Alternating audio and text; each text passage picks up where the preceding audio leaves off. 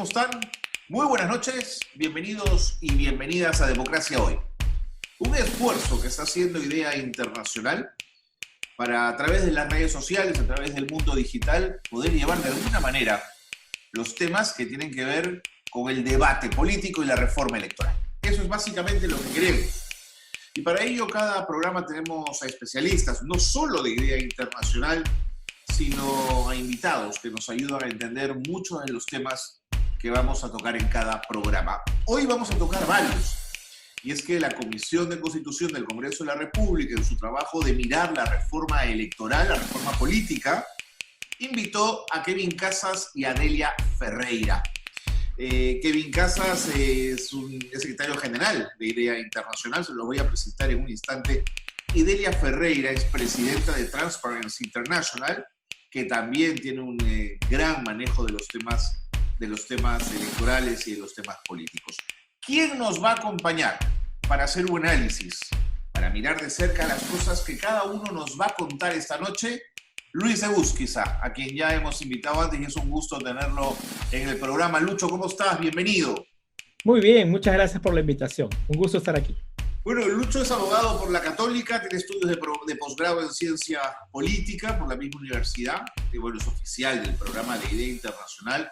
Ha sido, ojo, coordinador de reforma política de transparencia, desde donde participó, activamente en el equipo técnico que acompañó la promulgación de la primera ley de partidos políticos. Así que Luis Egusquiza nos va a poder ayudar mucho a entender las cosas que tanto Kevin Casas como Delia Ferreira van a compartir con nosotros esta noche. Así que, Lucho, comencemos.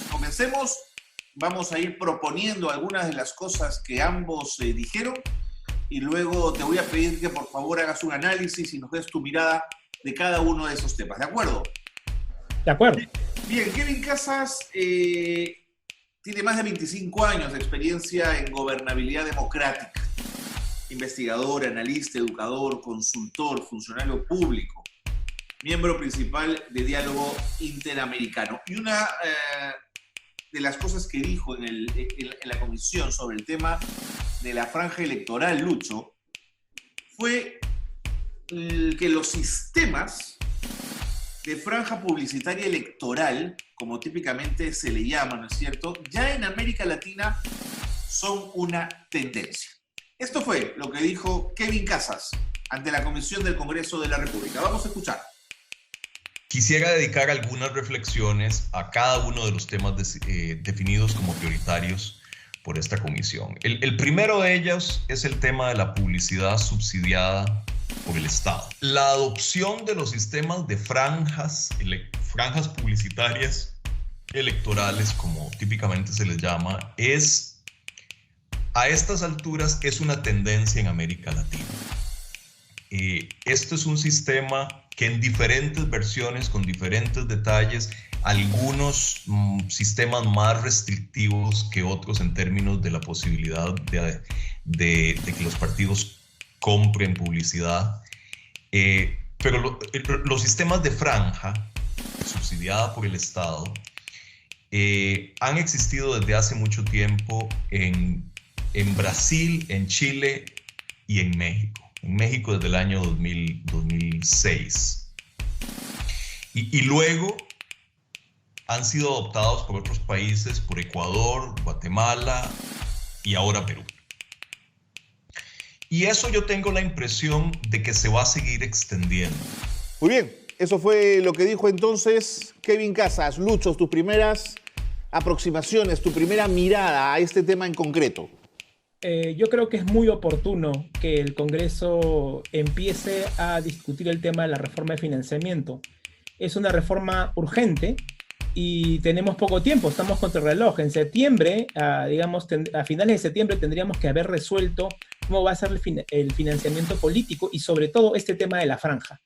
En el Perú tenemos franjas desde hace mucho tiempo, pero lo que se ha aprobado en la reforma constitucional de 2018, y creo que la intervención de Kevin iba por ese lado, es una tendencia que es tendencia en Europa, pero también ha comenzado a ser tendencia en América Latina, que es que la contratación de publicidad en radio y televisión para campañas electorales se haga con fondos públicos, buscando con estos fondos públicos equilibrar la difusión de propaganda, entregarle además a los ciudadanos una proporcionalidad, una equidad en la publicidad y en la difusión de contenidos sobre la campaña, ¿no? Buscando también impactar en la reducción de los disparadores de gasto, ¿no? Kevin pone esto un poco en tela de juicio, dice que no necesariamente la franja va a reducir el gasto, pero sí nos advierte de la necesidad de la franja para equilibrar, para que haya una campaña equitativa, y por otro lado, es muy importante que lo que nos señala respecto a que hay que saber cómo distribuirla y que hay varios factores para esta distribución que hay que tener en cuenta. Justamente, Lucho, sobre ese tema, sobre el tema de la importancia de ver cómo se distribuyen los espacios publicitarios puestos a disposición por medio de la franja, Kevin Casas dijo lo siguiente. Vamos a escucharlo y luego lo comentamos, por favor. Adelante. Como decía, hay una pregunta importante que tiene que ver con cómo se distribuyen los espacios publicitarios puestos a disposición por medio de la franja.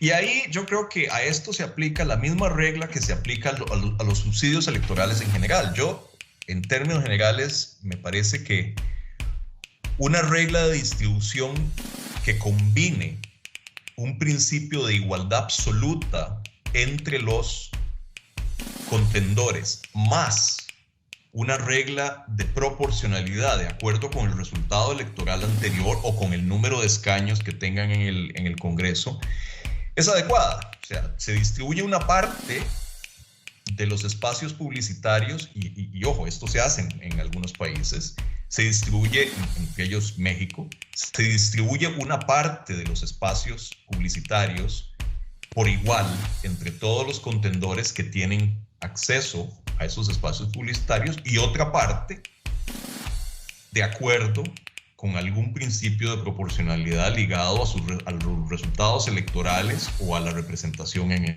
el Congreso. Y eso no resuelve todo el problema, porque el tema es que los espacios en los medios de comunicación no son iguales. Dependiendo de los horarios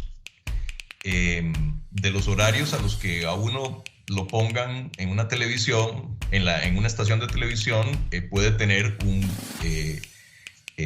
un alcance más o menos limitado. Entonces, lo mejor es, me parece a mí, dejar en manos de una comisión independiente la distribución específica de los espacios entre los contendores electorales.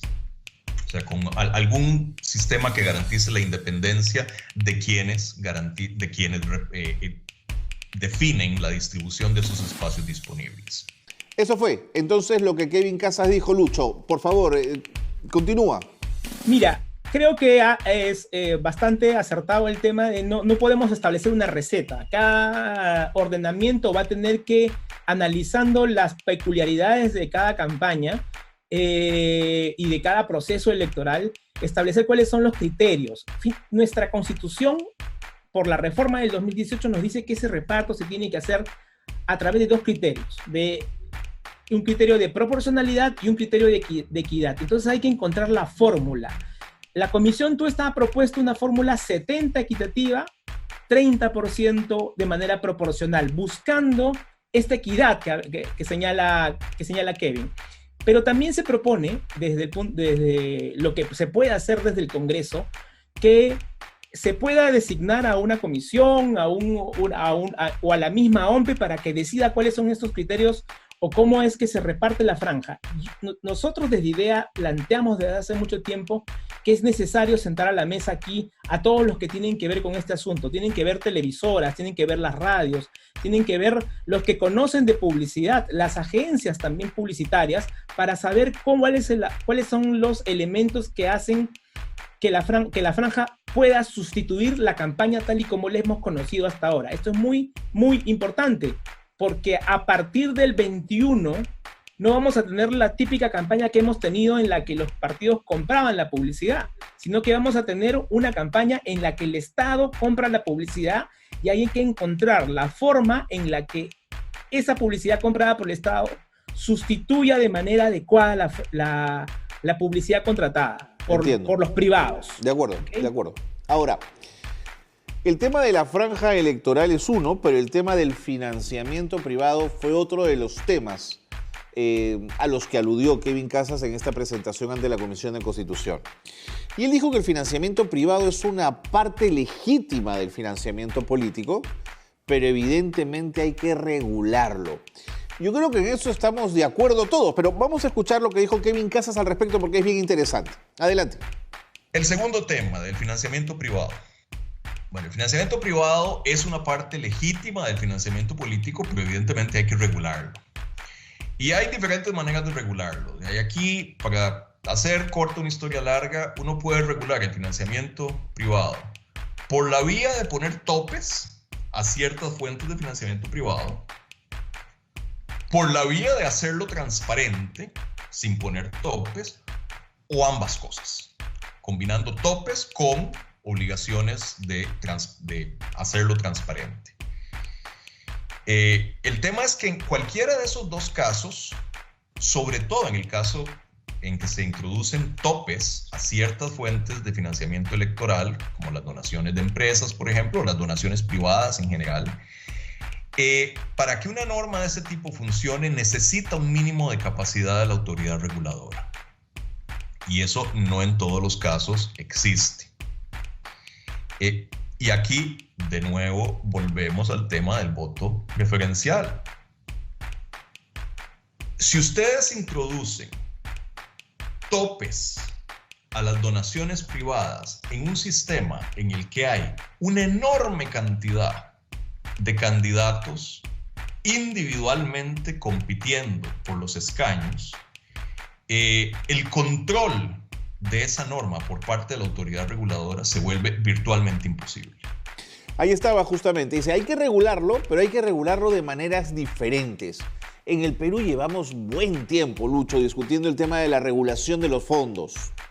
Yo creo que aquí en este caso Kevin, digamos, casi como un cirujano, encuentra una clave de lo que ha venido pasando en el Perú respecto al financiamiento político. Hemos creado un sistema que tiene muchos topes, que tiene muchas limitaciones, pero a la vez no le hemos dado al organismo regulador, en este caso a la OMPE, las capacidades para controlar eso, para controlar y para calificar y para poder verificar que en la realidad se cumplan esos topes. Entonces, él habla de una fórmula, digamos, o de un sistema en el que se equilibren tanto las restricciones como las competencias que tiene el organismo supervisor, así como darle un peso específico al tema de la transparencia, el tema además de poder hacer que el órgano supervisor pueda verificar la información.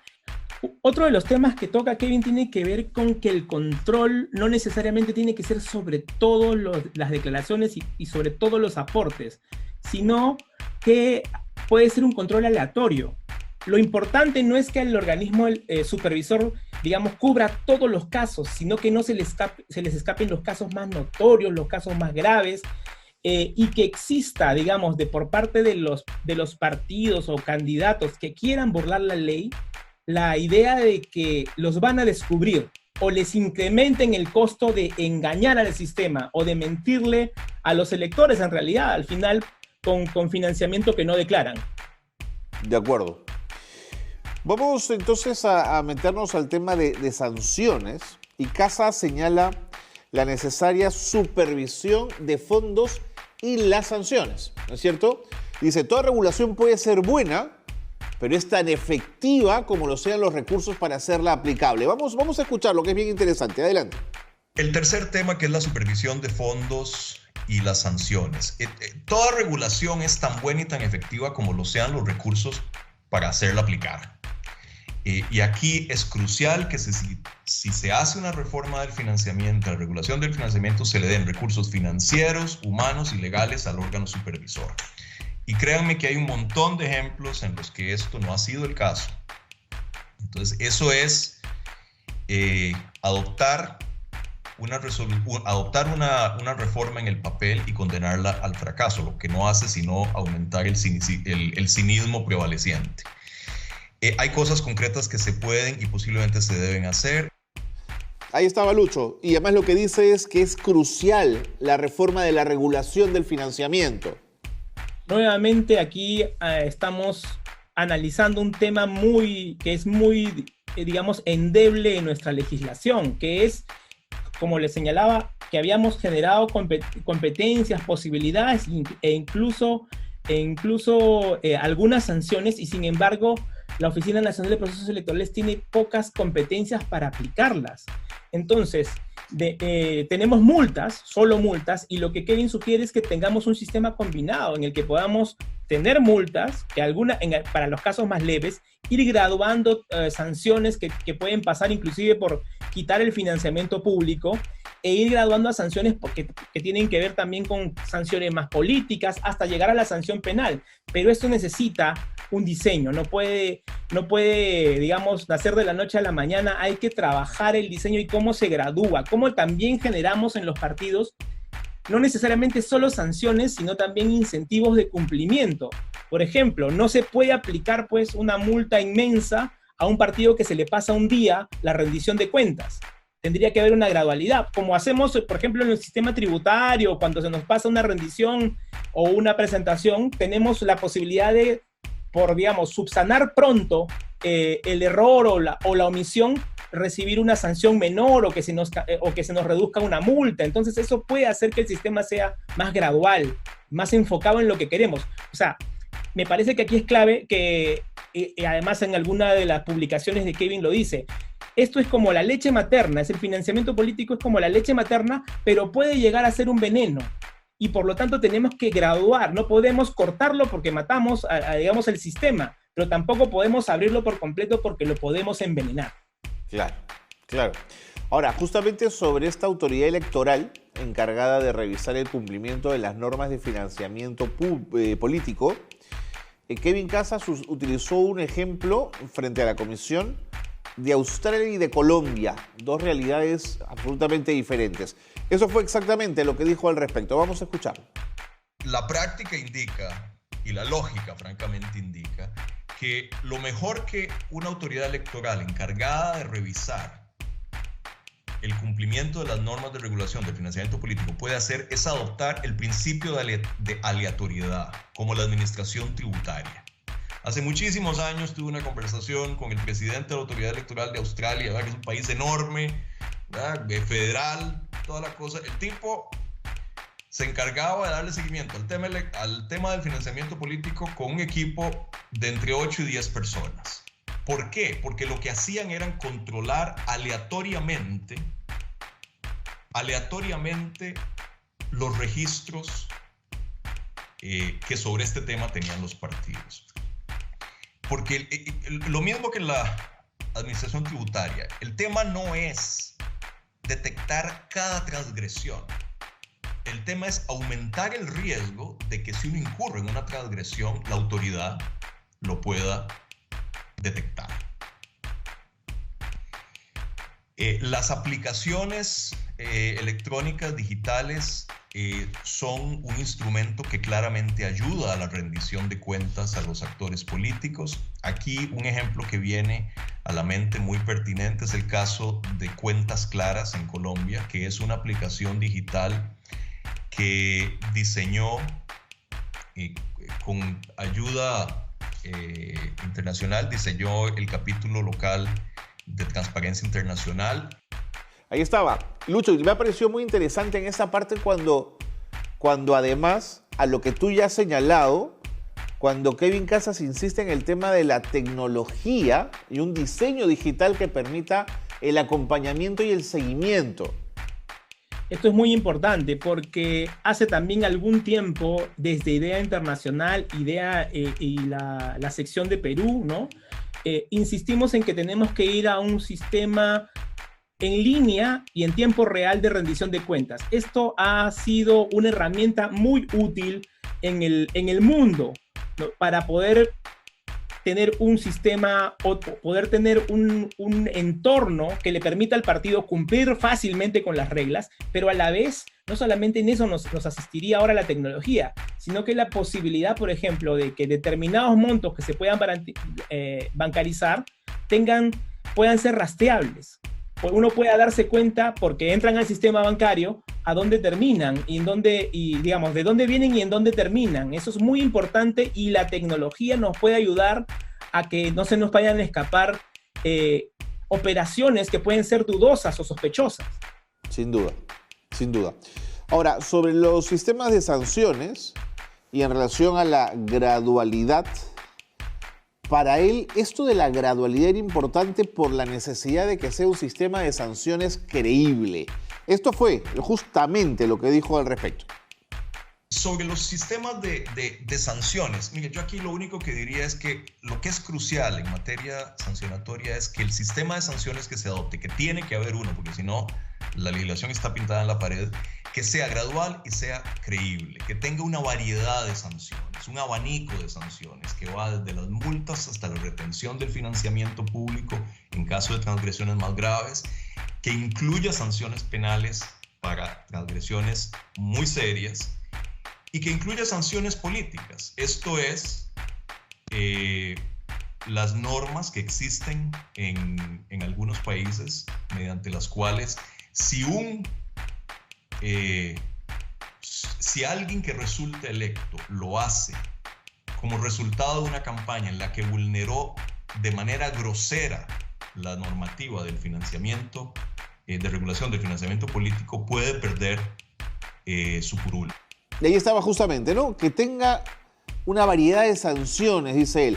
La preocupación, Kevin, por ahí es que haya tantas que al final ninguna parezca ser importante. Sí, en realidad la preocupación es que pongamos sanciones tan graves que al final todo pese lo mismo y no tengamos precisión, o inclusive sanciones tan graves en algunos casos que tienen que ver con hasta la destitución de las autoridades electas si se verifica que hicieron, digamos, algún tipo de operación prohibida en temas de financiamiento, que al final las cortes, los poderes judiciales declaren que no se puede aplicar una sanción de esa naturaleza y quedemos con un sistema sin dientes. Entonces, cuando él habla de realismo, habla de cosas que se puedan practicar, cosas que sean incentivos para el cumplimiento, ¿no es cierto? Porque también si pones una sanción sumamente alta, a veces eso funciona como un incentivo perverso de jugarse el todo por el todo, para infringir una norma que probablemente cueste mucho aplicar, tome mucho tiempo hacer efectiva. Buen punto. Una de las cosas que también dijo Kevin Casas Zamora, secretario general de IDEA Internacional, en este encuentro con la Comisión en el Congreso de la República, fue el tema de individualizar las sanciones. Es decir, si dentro de la organización del partido hay alguien que ha cometido un ilícito, vamos por él. Esto fue lo que dijo. Y finalmente, sobre el tema de las sanciones, un asunto que es crucial es individualizar las sanciones. Que se sepa quién es el encargado de asegurar el cumplimiento, la observancia de las normas de regulación del financiamiento político en cada campaña. Ahí estaba Lucho, dice, que se sepa quién es el encargado de asegurar el cumplimiento de la observancia de la norma. Así es, así es. Pasa en el Perú.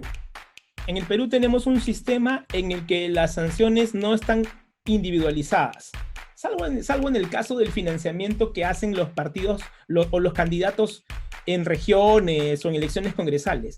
Pero básicamente nuestro sistema de sanciones está dirigido a castigar al partido, con multas al partido. Entonces lo que Kevin Casas ha señalado varias veces, lo hemos tenido varias veces también en el Perú comentando estos temas, es con que tiene que haber una persona sobre la cual recae la responsabilidad. Puede ser además una responsabilidad que es solidaria, puede ser una responsabilidad sobre el administrador, sobre el candidato, sobre las dirigencias partidarias. Este tipo de responsabilidades ya existen en otros ordenamientos. O sea, en otros ordenamientos la sanción y el menú de sanciones puede recaer sobre el candidato, pero también sobre el partido. Y digamos, así vamos señalando, teniendo una cabeza alguien que se hace responsable. En el caso del Perú, cuando tú solamente responsabilizas al partido y no tienes capacidad coactiva para cobrar una multa, entonces la multa en realidad no se paga. Uno va a hacer el análisis de las sanciones que se han aplicado en el Perú y tú ves que nadie ha pagado las sanciones que OMPE ha tratado de imponer. Es verdad, es verdad. Ahora, Kevin también se refirió a la necesidad de enfocarse en fortalecer la aplicación de la ley para darle recursos humanos financieros, o sea, que los partidos tengan al interior suyos gente especializada en el manejo del dinero, en el manejo de las finanzas. Vamos a escuchar esta parte que también fue sumamente interesante. Hay que enfocarse en fortalecer la aplicación de la ley, en darle recursos humanos, financieros, legales a la autoridad electoral para hacer valer esa ley. Ese es el problema fundamental que enfrenta la regulación de financiamiento político en todo el mundo, el déficit de aplicación. La brecha enorme que separa lo que está en los códigos de lo que realmente se aplica. La segunda recomendación es que le pongan atención prioritaria al nivel local. Porque cuando se tienen estas discusiones sobre financiamiento político, rara vez esa discusión baja lo suficiente como para ser aplicable los principios de la legislación al nivel local. Y es en el nivel local donde existe una posibilidad mayor de que se cuelen recursos del crimen organizado. Y en esto, digo, no les estoy inventando nada, esto en Perú, ustedes tienen casos de eso. Ahí estaba, está haciendo referencia a recursos humanos financieros legales, digamos, este híbrido. Sí, mira, él menciona una figura que se ha usado en varios lugares que se llama el agente, que es la persona que se encarga de la administración de los fondos directamente y que además es el responsable. Entonces, estos recursos que deberían tener los partidos o este personal que debería tener el partido especializado en campaña acá en el Perú no necesariamente se ha entendido bien, porque hubo una reforma en el 2017 que señalaba que, por ejemplo, en el caso de elecciones al Congreso, el mismo candidato podía ser responsable de su campaña o nombrar un administrador de campaña. Pero esta figura del agente y el administrador de campaña sería mucho más útil y rendiría mucho más frutos si se pudiera aplicar para las campañas presidenciales, más que para las campañas al Congreso, que son tantísimas y que son tan dispersas que hacen muy difícil su verificación, que hacen muy difícil que tener, digamos, para la OMPE es un trabajo colosal que requiere recursos humanos, requiere profesionalismo, etcétera, administrar o verificar 2.300 campañas de candidatos al Congreso. Eso es prácticamente imposible. De acuerdo, de acuerdo. Finalmente, para cerrar con la presentación de Kevin Casas, porque el tiempo además nos gana, Lucho, él habló del voto preferencial y el financiamiento político y dijo, sí es posible tener una regulación efectiva del financiamiento político en el Perú, pero no con el sistema electoral actual. Eso fue bien fuerte. Vamos a escucharlo. Ahora bien, aquí hay un elefante en la habitación, que yo sé, nada más se los dejo planteado y me retiro de puntillas de la habitación, que es si es posible tener una regulación efectiva del financiamiento político en Perú con el sistema electoral actual. Yo creo que no. Si ustedes no modifican el voto preferencial, es virtualmente imposible que Perú llegue a tener un sistema efectivo de regulación del financiamiento político. Se los dejo ahí. Ahí estaba. Dijo, yo creo que no. Justamente. Es importante tomar esto en la dimensión que él lo señaló, ¿no? Él dice, digamos, este es uno de los factores. No es el principal en el caso de la decisión de si dejamos el voto preferencial y pasamos a voto por lista. Pero en el tema del financiamiento, si ustedes quieren hacer un control sobre el financiamiento de las campañas al Congreso, por ejemplo, con voto preferencial, eso se torna una tarea imposible, como señalé hace un momento, ¿no? Una cosa es tener una lista y que el financiamiento pueda centralizarse, y otra es tener 2.300 candidaturas gastando, recibiendo fondos al mismo tiempo, en un periodo de tiempo además que es de 2 meses. Totalmente de acuerdo. Totalmente de acuerdo. Bueno, dejamos a Kevin Casas Zamora, secretario general de IDEA Internacional, y vamos con Delia Ferreira, presidenta de Transparency International.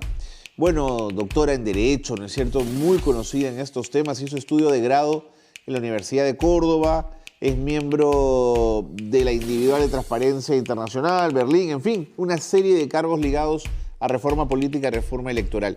Y ella señaló algo sobre la tecnología para la supervisión que me pareció muy interesante. Vamos con ella. La tecnología nos ofrece hoy una gran cantidad de herramientas, no solo en el tema de las aplicaciones como Cuentas Claras, que fue una creación del capítulo de transparencia en Colombia, sino también los observatorios como Dinero y Política, que fue la plataforma que creamos en Argentina, sino, yendo más allá, la posibilidad de que los reportes online, sin perjuicio de que después se agreguen las constancias en papel si hiciera falta, o los documentos en PDF, en los facsímiles, para seguridad jurídica. Lo que se puede contar hoy, además de esas aplicaciones, es la posibilidad de usar la tecnología a través de el machine learning o los elementos de inteligencia artificial para detectar patrones de conducta, para detectar zonas de peligro, para identificar problemas en una cantidad de datos que antes eran inmanejables si íbamos a tener a los empleados de una organización revisando, aún reportadas online, las cuentas de los partidos políticos. Aquí estaba Lucho, justamente dice, la tecnología nos ofrece una cantidad de herramientas y pone casos de Colombia y de Argentina, donde la tecnología coadyuva al control y al manejo de las finanzas internas. Lo hemos ya conversado en parte, pero ella hace mención a, por ejemplo, herramientas como Cuentas Claras, pero también señala que hay cosas que tienen que ver con inteligencia artificial, que nos pueden ayudar a encontrar operaciones sospechosas. Lo más importante de un sistema de fiscalización y supervisión es ubicar, digamos, aquello que, o sea, tú no vas a perseguir las cosas más pequeñas, es importante que no se cuelen las cosas más graves, las cosas más importantes, las operaciones sospechosas. Por eso aquí también la interconexión, como por ejemplo unidades de inteligencia financiera, es muy importante, porque ellos encuentran actividades sospechosas o transacciones sospechosas que pueden dar muchas luces al supervisor de financiamiento para saber si están, digamos, sacándole la vuelta a la ley. Así es. Ahora, sobre el tema de supervisión, Delia también fue muy clara en el sentido de que el nuevo control sobre las finanzas de los partidos ya no es solo contable, es algo más que eso. Fue esto lo que dijo justamente. El análisis del financiamiento de la política y el control ha dejado de ser un mero registro primero, esa fue la idea original, que se registren los datos. Ha dejado de ser un control contable, que fue lo segundo que se hizo históricamente. Ahora es un registro de veracidad, es una auditoría real para verificar si las cuentas cierran por un lado, pero además si lo que nos están informando es la verdad sobre el origen y el destino de los fondos. Y eso la tecnología va a ayudar a facilitarlo. Ahí estaba, ¿viste? Ahora dice, ahora es un registro de veracidad. Me parece un buen punto, Lucho. Me parece bien interesante cómo ella hace un análisis histórico de cómo la forma en la que se ha ido controlando el financiamiento político ha ido cambiando, ¿no? Primero queríamos que rindan cuentas, que presenten algo. Luego que sea algo que tenga consistencia contable, ¿no es cierto? Una supervisión de que esto cuadre, que las cuentas nos cuadren. Pero ahora, en realidad, estamos en el nivel y en el momento en el que queremos que lo que nos dicen los partidos políticos sea verdad, verificar la veracidad de lo que se presenta. Y me parece a mí clave los escándalos, diversos escándalos que han tenido que ver con financiamiento político han generado reacción, y la reacción ahora es, ok, presenta, sé transparente, haz tu rendición de cuentas, pero sobre esa rendición de cuentas el Estado, la sociedad a través del Estado va a verificar si nos estás mintiendo o estás utilizando fondos ilegales o prohibidos. Totalmente. Ahora, también puso el dedo en el tema de las condiciones que debe tener el organismo que controla todo esto. Y usó una frase que para mí es bien potente. Dijo: independencia del poder independencia del poder político de turno. Algo que sonaría como evidente, pero que en el Perú y en América Latina no necesariamente lo es. Esto fue lo que dijo. Hay que controlar los egresos de cualquier volumen que esto sea. Todo lo que egresa puede ser registrable. La tendencia es a bancarizar los movimientos de los partidos, tanto en el ingreso como en el egreso, y eso obviamente facilita el control, porque uno de los problemas que en nuestra región se ha visto es no tanto la incapacidad de los partidos en acceder a fondos, sino la necesidad de los partidos de blanquear los fondos que reciben por vía indirecta, pero que cuando los controles se hacen más estrictos y las leyes se hacen más detallistas, requieren reportes para explicar el porqué del gasto. Ahí estaba, ¿ves, Lucho? Justamente, si no, todo lo demás es papel mojado. Así es, así es. Creo que en el Perú el problema tiene que ver con las competencias de OMPE. A mí me parece que, por ejemplo, OMPE tiene autonomía, es un organismo electoral que tiene muchos años llevando procesos electorales y sus propios procedimientos con, creo que, un nivel de profesionalismo importante. Y, digamos, en estos últimos años también su credibilidad frente a la población es de las más altas, digamos, pero el asunto es que sin posibilidad, sin competencias para hacer efectivas las normas, cualquiera que estuviese, digamos, a cargo de hacerlas cumplir, no podría cumplir su función, no llegaría a ningún objetivo. Necesitamos proveer a la OMPD capacidad, digamos, profesional, posibilidad de tener una oficina lo suficientemente grande y lo suficientemente dotada de personal para hacer la revisión, y a la vez de competencias para ejecutar las sanciones. Tendría que tener capacidad coactiva, tendría que tener capacidad ellos mismos de enviar, digamos, actividades que consideren sospechosas para que el Ministerio Público decida o verifique. Por ejemplo. Ahora, para cerrar ya, Lucho, que el tiempo nos gana, Delia coincide con Kevin en el tema de la sanción de tipo económico, administrativo, incluso penal para lo más grave, pero también habla de gradualidad. Esto fue lo que dijo sobre este tema. Condiciones que debe tener el organismo que controla: independencia del poder político de turno. Sin eso, todo lo demás es papel mojado. Sin garantizar la independencia de ese organismo, es imposible que genere, no solo que realice apropiadamente su tarea, sino que genere la confianza pública en la información que produce o las decisiones que toma. Para eso tiene que tener los recursos humanos, económicos y tecnológicos necesarios. En nuestra región estamos cansados de ver leyes muy bien escritas, creación de organismos que en el papel están garantizando su independencia o su autoridad para realizar la tarea, pero luego, por vía indirecta, se los impide a través de no asignar el presupuesto adecuado, el personal adecuado, los recursos tecnológicos que necesitan. Entonces, independencia de recursos y autoridad jurídica, legal, para poder llevar adelante esa tarea. Entonces, en las sanciones obviamente pueden ser de tipo económico, administrativo, penal para los casos más graves y político. Y deben ser graduadas de manera tal que el que la tenga que aplicar pueda moverse, aún dentro de una misma sanción política, desde un mínimo a un máximo, como cualquier norma sancionatoria. Ahí estaba Lucho. Coincide con Kevin en esto. En este caso es importante tener en cuenta lo que estamos trabajando, lo que se está haciendo en el Perú. En el Perú se ha aprobado el año pasado la creación del delito de financiamiento. Entonces, más o menos la recomendación o por donde va o donde van Kevin y Delia está más o menos cubierta en el lado del delito.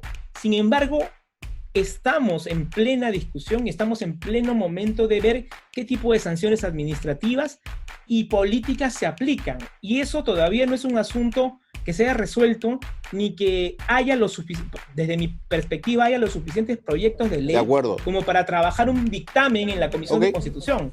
Entonces, hay que seguir discutiendo.